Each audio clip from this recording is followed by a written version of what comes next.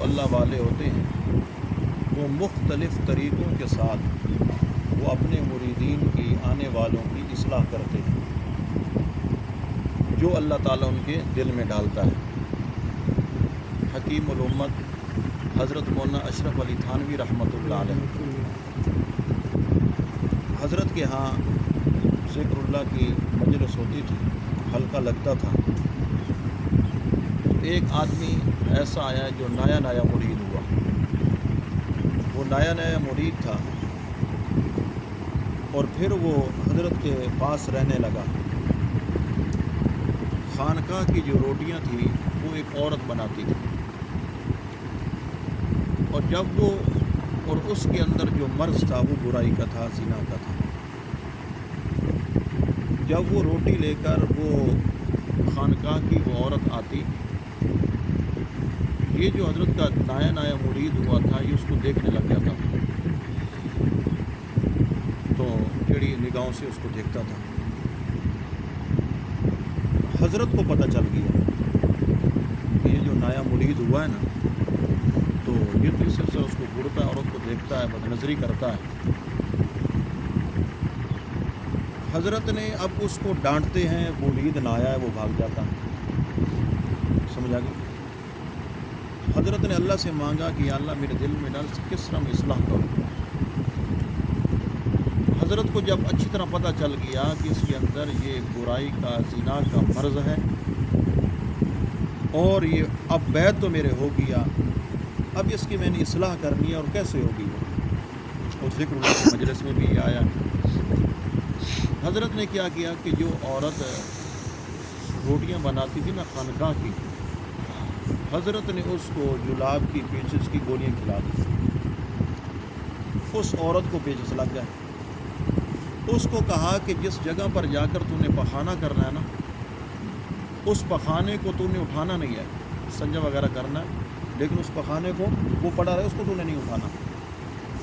اب جب اس کو 2 دن پیچس لگے تو وہ اس کے جو رخسار تھے وہ بھی اندر کی طرف دھنس گئے، بالکل دبلی پتلی، بالکل کمزور ہو گئی۔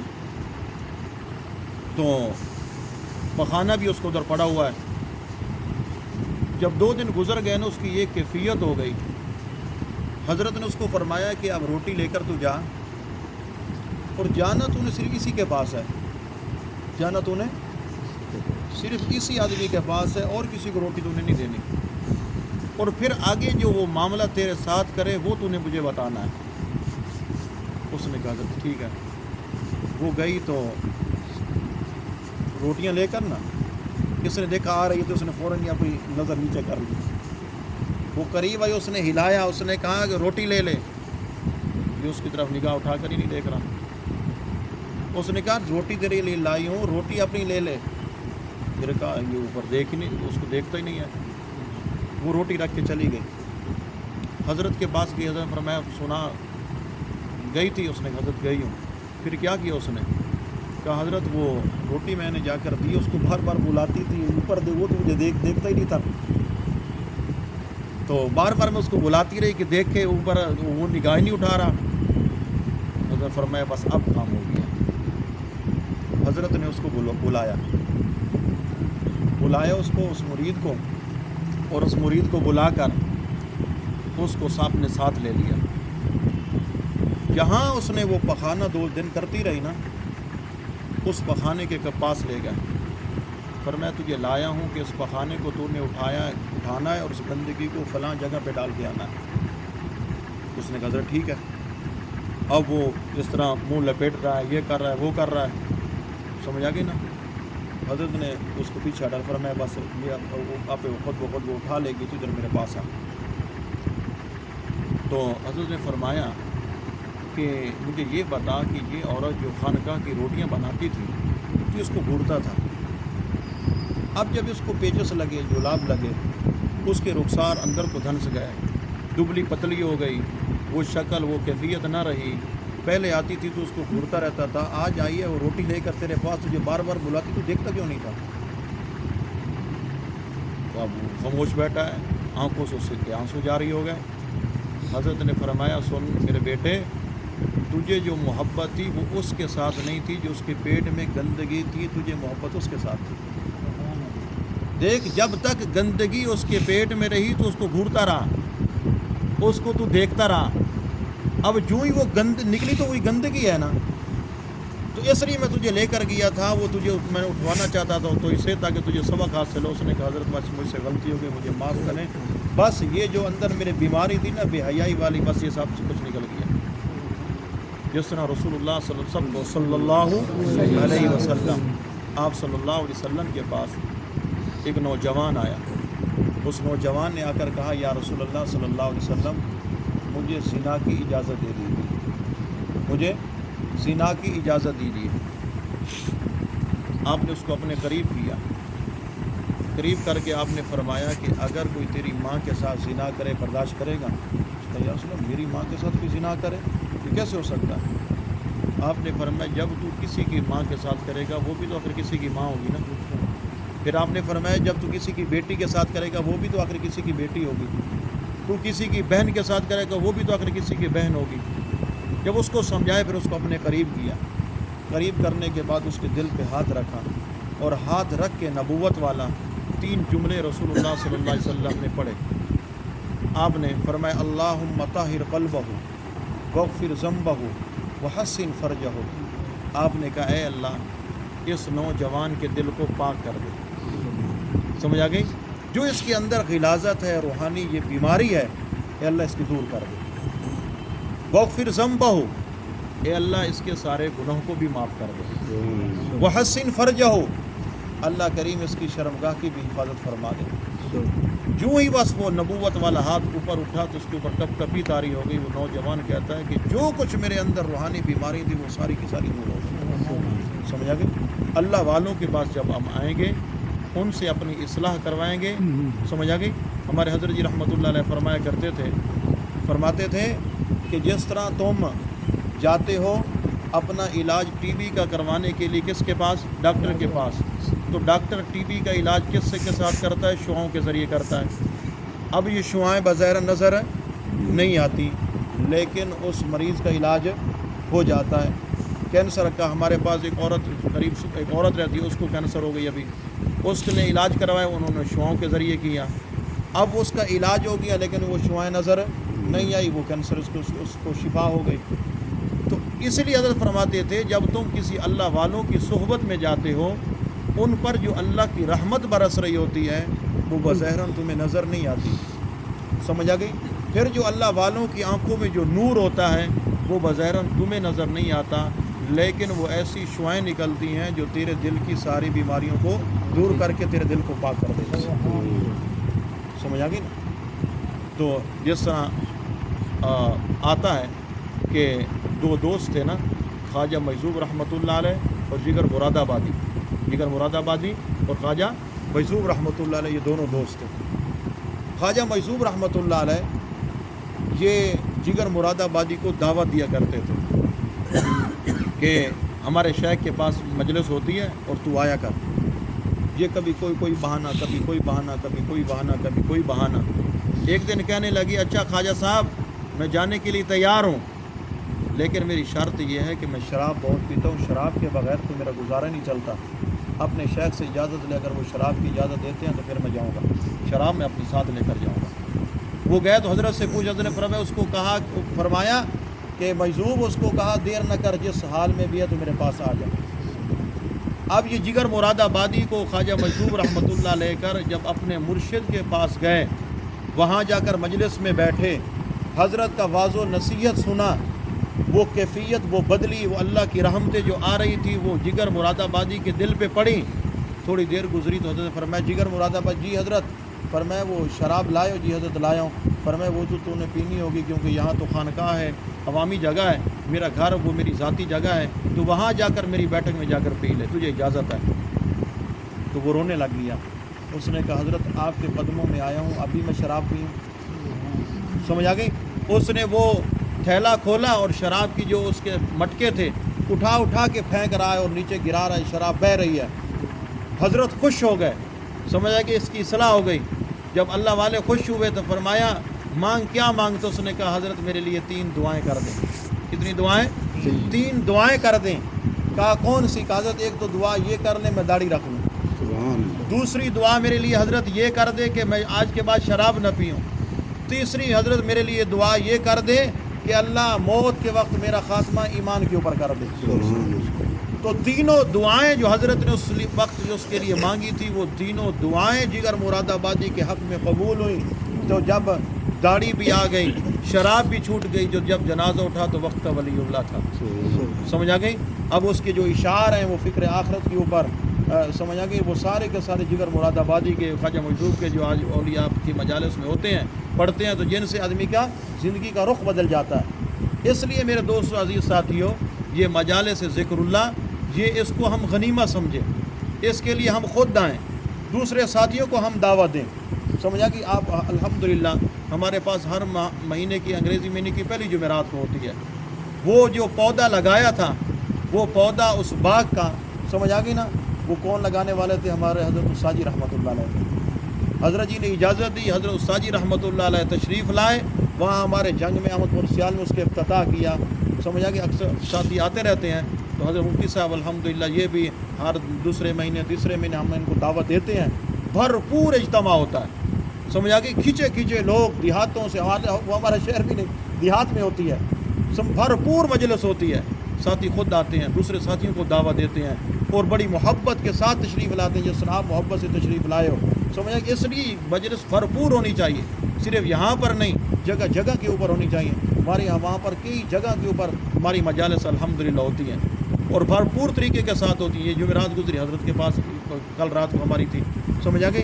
پھر ہم وہ اکٹھے، پھر وہ ساری مجلس سارے ساتھی دعوتیں دے کر پھر وہ ہمارے پاس الحمدللہ پہلے مہینے کو ہوتی ہے. بھرپور کتنے لوگوں کی الحمدللہ اصلاح ہو رہی ہے. سمجھ آ گئی نا؟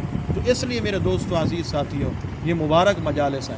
حضرت عبداللہ بن عمر رضی اللہ تعالیٰ عنہ فرماتے ہیں کہ میں نے خود رسول اللہ صلی اللہ علیہ وسلم سے پوچھا کہ یا رسول اللہ صلی اللہ علیہ وسلم مجالس ذکر کا انعام کیا ہے؟ مجالس ذکر کا اجر اور انعام کیا ہے؟ آپ صلی اللہ علیہ وسلم نے فرمایا عبداللہ مجالس ذکر کا اجر اور انعام جو ہے، آپ فرماتے ہیں کہ 2 مرتبہ فرمایا جنت فرمایا اس کا جو انعام ہے وہ جنت ہے، وہ جنت ہے. سمجھ آ گئی؟ حضرت عبادہ بن صامت رضی اللہ تعالیٰ عنہ فرماتے ہیں کہ ہم آپ صلی اللہ علیہ وسلم کے پاس حجرے شریف میں بیٹھے تھے تو آپ صلی اللہ علیہ وسلم نے ہمیں فرمایا کہ کوئی غیر مسلم تو حجرے میں نہیں بیٹھا اور کوئی سب مسلمان بیٹھے ہو. حضرت عبادہ بن صامت رضی اللہ تعالیٰ فرماتے ہیں ہم نے سب نے کہا یا رسول اللہ سب مسلمان بیٹھے ہیں. آپ نے پھر اپنا ہاتھ مبارک اوپر کیا اور پھر ہمارے ہاتھ بھی اوپر کروائے، پھر فرمانے لگے کہو لا الہ، آپ سب بھی کہو لا الہ الا اللہ، پھر کہو لا الہ الا اللہ، پھر کہو لا الہ الا اللہ. آپ نے ہاتھ اوپر کروائے اور پھر یہ کلمات مبارکہ آپ نے پڑھوانے کے بعد فرمایا اب آپ اپنے ہاتھ نیچے کر لو. صحابہ پاک حضرت عبادہ فرماتے ہم سب نے ہاتھ نیچے کر لیے. آپ نے فرمایا کہ جس میرے رب نے مجھے نبی بنا کر تمہارے پاس بھیجا ہے اور مجھے یہ کلمہ اللہ نے دیا ہے، فرمایا سب کہو الحمدللہ. حضرت عبادہ فرماتے ہم سب نے کہا الحمدللہ. جب یہ کہا نا تو حضور صلی اللہ علیہ وسلم نے فرمایا تمہیں خوشی اور مبارک ہو کہ یہ کلمات جو ابھی تم نے کہے لا الہ الا اللہ، اللہ نے پچھلے تمہارے سارے گناہوں کو اللہ نے معاف کر دیا. سمجھ آ گئی؟ پچھلے سارے گناہ تمہارے بخشے گئے، اللہ نے معاف کر دیے. حضرت ابو سعید خدری رضی اللہ تعالیٰ عنہ فرماتے ہیں کہ آپ صلی اللہ علیہ وسلم نے فرمایا کہ کل قیامت کے دن میدان معاشر کے اندر سارے لوگ جمع ہوں گے. میدان معاشر کے اندر اچانک اعلان ہوگا عزت اور احترام والے لوگ کہاں ہیں؟ عزت والے اور احترام والے لوگ کہاں ہیں؟ آپ نے فرمایا کہ سارے لوگ دیکھ رہے ہوں گے کون سے لوگ ہیں جو عزت والے اور احترام والے آج میدان معاشر میں اللہ اعلان کروا رہے ہیں، وہ کہاں ہیں؟ وہ آج ایک طرف ہو جائیں. آپ صلی اللہ علیہ وسلم سے پوچھا کہ یا رسول اللہ وہ کون لوگ ہوں گے؟ آپ نے فرمایا جو مساجد کے اندر مجالس ذکر کا اہتمام کریں گے، قیامت کے دن یہ اعلان انہی لوگوں کے لیے ہوگا. سمجھ آ گئی؟ یہ ان کے لیے اعلان ہوگا. تو اس لیے یہ ہماری سعادت اور خوشی کہ اور اللہ تعالیٰ نے ہمیں اس مبارک مجلس میں اللہ نے ہمیں آنے کی توفیق عطا فرمائی. اور یہ کلمہ، یہ ذکر مبارکہ اللہ نے ہم سب کو ماں کی گود میں عطا کر دیا. سب کہو الحمدللہ.